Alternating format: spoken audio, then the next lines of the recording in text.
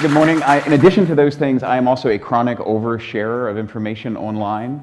That's going to be a continued theme of our conversation today. We're going to pick up where that last panel left off, and I want to share with you a little bit about this workshop we did yesterday and start by teeing it up, and then I'm going to invite some of my collaborators to the stage for a discussion. I want to kind of tee this up and share with you a couple of the things that we started thinking about as we were doing a little bit of prep and research for this. First is a new clinical term I learned. What do you call a person who is chronically afraid of a healthcare data breach? A hypochondriac. Pause, 3, 4, all right. More seriously though, who likes curly fries? This is not a joke, I promise. This is not a bad punchline. Great. So the good news is, according to Facebook's psychometrics, you are highly inclined to be more intelligent than average. Does anybody here like Harley Davidsons or country music? You would be forgiven for not admitting it because that puts you on the other end of the spectrum. So these are really bad, broad generalizations, but they're the kinds of things that companies are doing with some of the things we share. Even as simple as a like on a social media site becomes a data point for organizations. And so as we started thinking about this, we were really interested in talking about both raising awareness and taking control over our personal data. And because it's Medicine X, we were largely focused on personal health data. And as we started to prep and think about this, we've been really inspired by some of the movements in the country right now. The Me Too movement, the Never Again movement, and the Parkland students. We're not trying to co-opt those, we're just simply really inspired by the stickiness and national dialogue that's occurring. And we wanted to raise a dialogue as well around how our health data gets used, even when we're not even aware that we're sharing health data. So I talked a little bit yesterday about this, but there's this term, and you may all know it, but there's a term in healthcare administration in a lot of business called a BAA, a Business Associates Agreement. And every hospital has these agreements with third-party vendors. A lot of times it's for a scheduling piece of software, or it might be with their EMR vendor, it might be with a vendor who does bill collection. These agreements allow a third party to have access to sensitive healthcare information. So when you go in and you sign that HIPAA privacy practice, one of the things you're probably agreeing to is that the hospital has these third parties that they share information with. And I wanted to try to get some information around how many of those the average hospital has. And interestingly enough, I could not find a single source for this. There might be out there, but my Google foo was not particularly strong when I was looking for it. So I called somebody that I know who's a counsel for a community health system, the person who would typically write and execute these agreements on behalf of a community hospital. And I said, how many do you have? And she said, honestly, I don't know, but if it's less than a couple thousand, I'd be surprised. So if you think about that, right, an average community hospital that may have a couple thousand agreements with third parties, and each of those third parties has employees. They may have third parties to them as well. Some of those employees carry their laptops home, and maybe a laptop gets stolen. So this doesn't have to be nefarious use of data. It could just be simply being aware of how many people have access to our healthcare data. So yesterday we did a couple things. We took a group through a couple activities, starting with what we called a reverse brainstorm.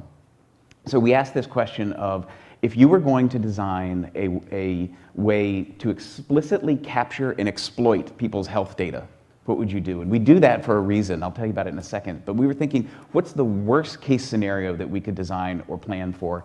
And some of the ideas that came up was putting a virus on Starbucks Wi-Fi, so that if you ever interact with your health information, it would suck it up and capture it.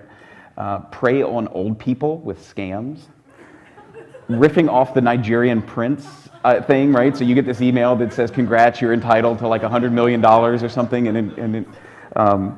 So all of these things kind of clustered around doing fake things to scam people, excluding you from knowing what's happening, being really opaque about how your data gets used, selling your data behind your back.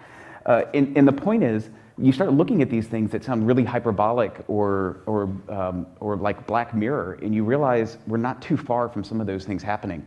We know that there are Wi-Fi hotspots that get hacked, and we know that our data sometimes gets stolen, and we know it gets used without us knowing how it gets used. So by starting with these really wild, crazy examples, we started thinking about, well, hang on, we've got some of these realities today. How could we flip them? And then we went in and said, where are there places in life where you take control of things? We looked at personal finance and said, what are the elements of the system involved that allow you to have control over your personal finances? You might be able to see all the transactions on your online banking, right? You get a paper statement or an online statement. There's all these things that happen that allow us to have control over that.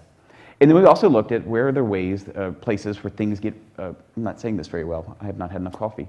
Where are there times in society that we raise awareness of important issues? And yesterday we played around with the idea of a PSA, of a public service announcement.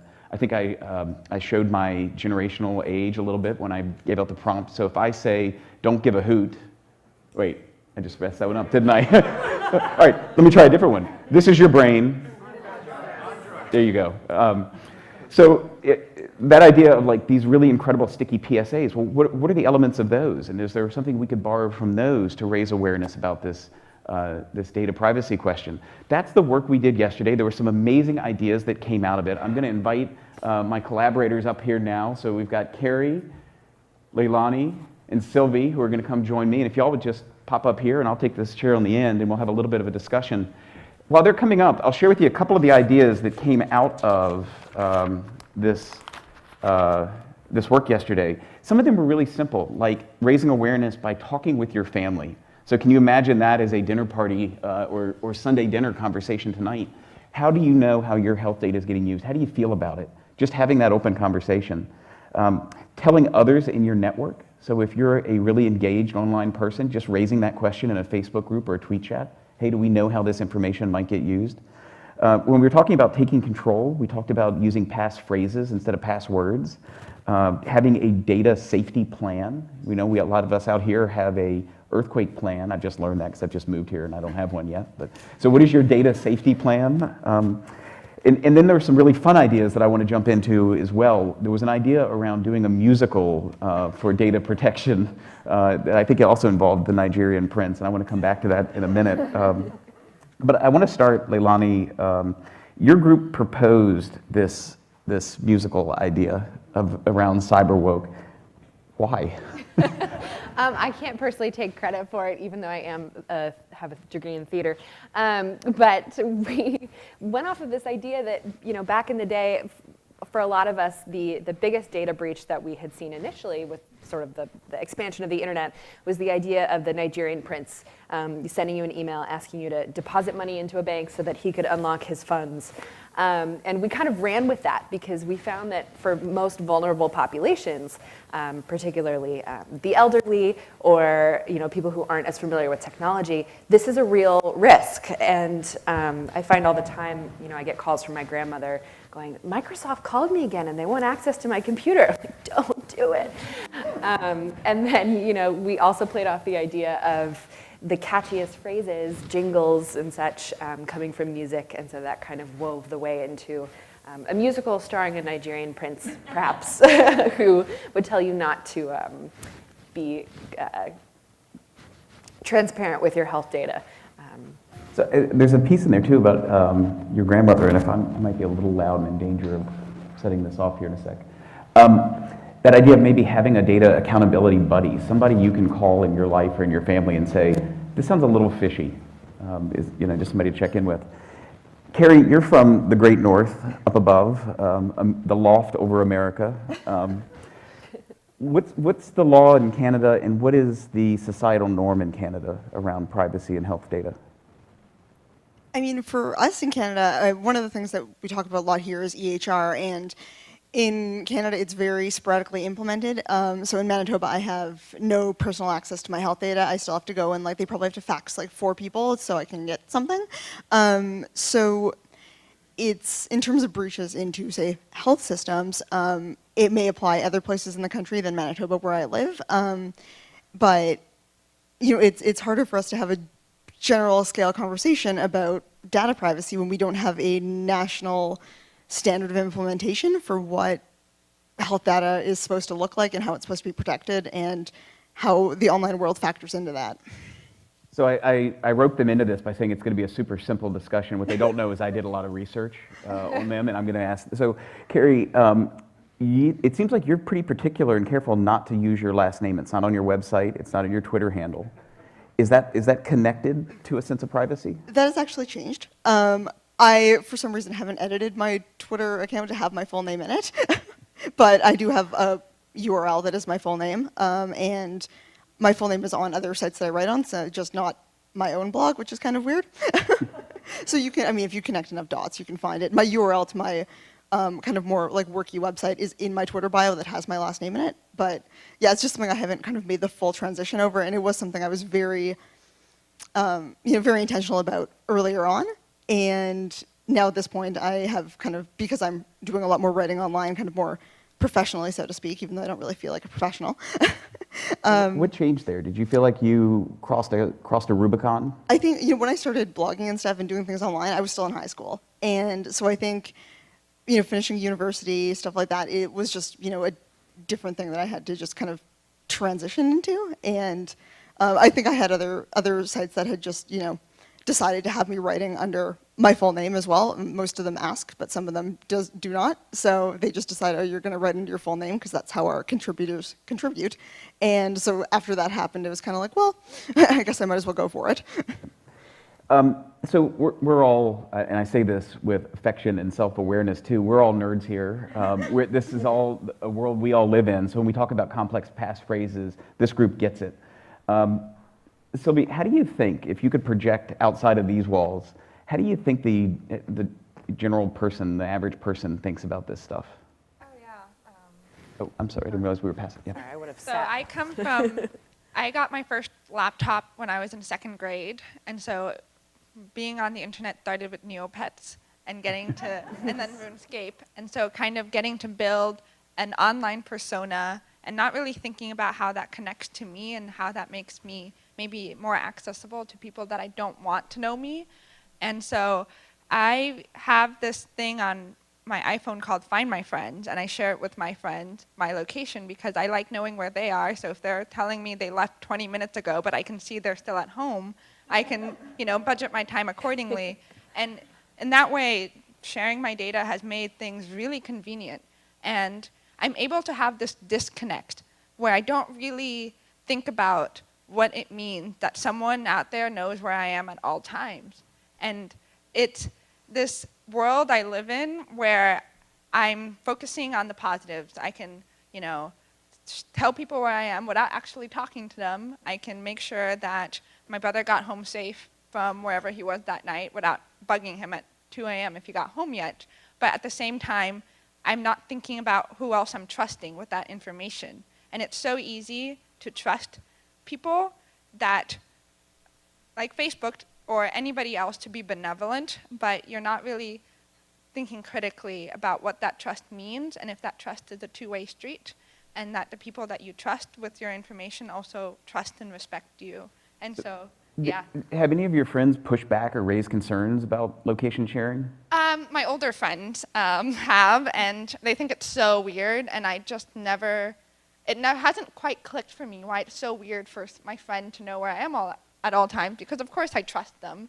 And so it's this kind of trying to understand this mindset. It's become, I've realized, a mindset for me that it's normal to share all of this information with sometimes complete strangers or corporations. So we're going to come back to that in a bit, because I think there is a acclimatization that happens. Is that a word, or did I just make that up? I think that's a word.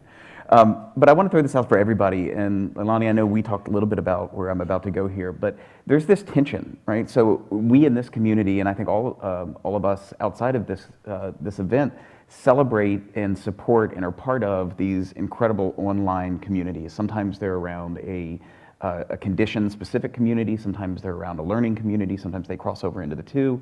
And in doing that, we have these tweet chats and we've joined these Facebook groups, and we're sharing a lot of things, even inadvertently, just by identifying as part of a group, you're sharing some data. And there's so much that happens there in peer-to-peer healthcare, and Kristen shined a light on that and spoke about Susanna's work in that area. On the other hand, we're saying those things are all signals too, and they could get used against us in some way, or get used in a way at least that we don't know about. How do we reconcile that tension? Well, I think, at least for me, like, take it with a grain of salt that I'm a child of Silicon Valley. I was born here, but I was taught at a very early age that the internet is written in pen and not pencil. So anything that ever goes out there is going to have the possibility of resurfacing. And I think there's the common practices that anyone can employ, whether it's health or not, of, updating your location, posting photos after you've been at the place, once you've come back home, being very distinct about what you're going to share. Like, I totally agree that it's amazing that many different conditions and chronic illness populations have been able to connect through Instagram, Twitter, whether it's by hashtag, direct messages. But I've noticed that the people who are perhaps the most secure in their story have deliberately decided what they're going to share. So for me, I never share my blood type, I never share my MRN, but I will share the center that I'm treated at and my full name. How did you make those decisions? Mostly because I felt like, well, the blood type came from hearing something that Andy Samberg said about being a celebrity, and he just wanted something that was his own. So not that I'm a celebrity. That felt, and it has, my blood type has a lot of significance with my story, so it's on a personal, emotional side.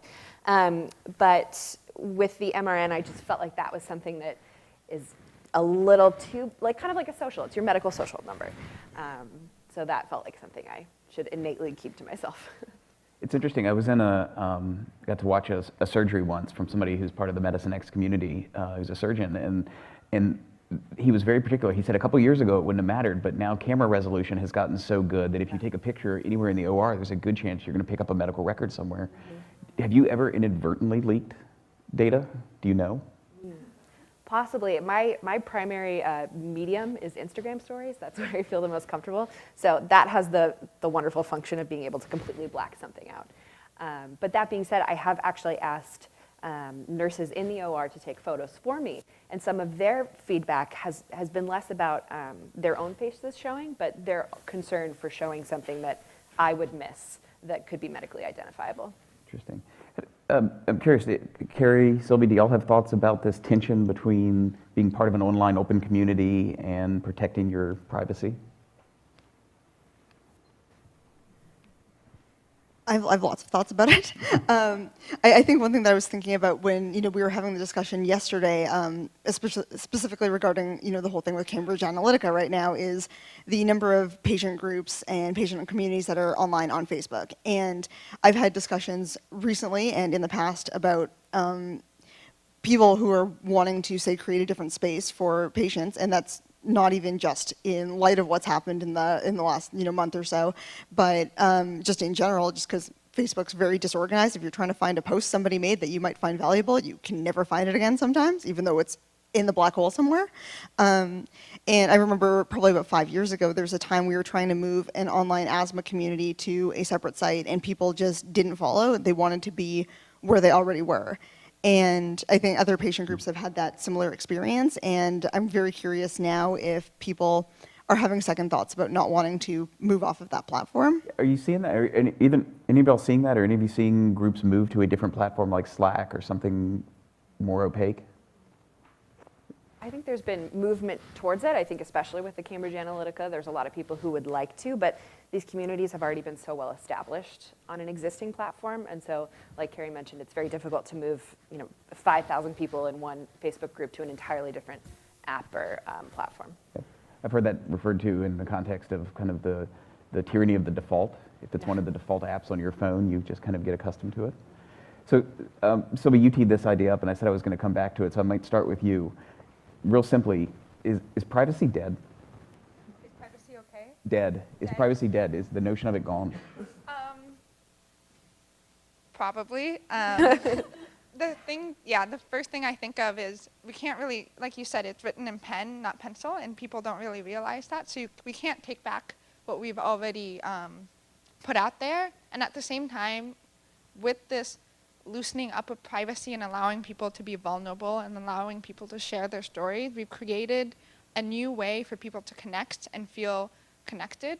And so it's really hard to take that back and be like, never mind, we don't want to do these online communities. It has been an incredibly rich source for us, but it's going to take a lot of creativity and maybe design thinking to think about how we can capture those valuable insights and valuable connections we've made through social media, and because we've let down our guard and trusted other people with our information and our stories, and how we can take that and create maybe guidelines for being more careful. And I think that's something that I've noticed as we've been speaking, is that we don't really have guidelines to talk about what's okay to share and what isn't okay. Why is blood type okay, or why is blood type not okay? And there isn't a lot of understanding about what might put you in danger and what might not. Leilani, privacy? Ooh, I don't think it's entirely dead, but I do think, like for me, privacy is more of an issue because less with a concern of data breaches and more because it prevents access to care, if that makes sense. So I often find that liability plays a bigger role. So for example, med Twitter, as everyone knows, is obviously a very powerful thing. And so sometimes I find when I'm replying to, predominantly for me, cardiologists, they will continue responding until it gets personal. Because I think the concern is, I'm not your treating physician and I don't want to prescribe anything that could then come back to me. That sounds a little hypocritical. Right? And so sometimes I'll try to circumvent that by going, hypothetically, if you had a patient with a heart transplant who also uses CRT therapy, and then they'll just stop responding, which I understand. But overall, just to answer your question, I don't think it's entirely dead, but I don't know what the path forward is for ensuring that you can get that sort of personalized precision medicine, but also retaining data that's exclusively yours. Just in case anyone has a bingo card, blockchain? Maybe blockchain is the answer? Yeah. Carrie? What's the state of privacy? So, well, I introduced myself in Nick's session yesterday as my superpower being oversharing on the internet. So, for me, I have, I'm intentional to a degree about what data I put out online, but also I'm aware of the fact that a lot of my life is on the internet. And I think it's the fact that I have that awareness and I've made that choice, but other people don't necessarily have that same thought process and aren't as aware of the potential issues around putting information out on Facebook, even on what they see as a closed Facebook group or on Twitter or wherever. I actually had a conversation with a physician last week around this topic, and one of the problems I think for a lot of patients is that the need for validation, and people who share that experience sometimes outweighs that desire for privacy, and that's a really big problem, and it shows how much social support is necessary, but also that we need to educate more patients more and more about how they can draw those lines for themselves. Well, fantastic. We're going to have to leave it there, but please join me in thanking our panelists. Thank you all.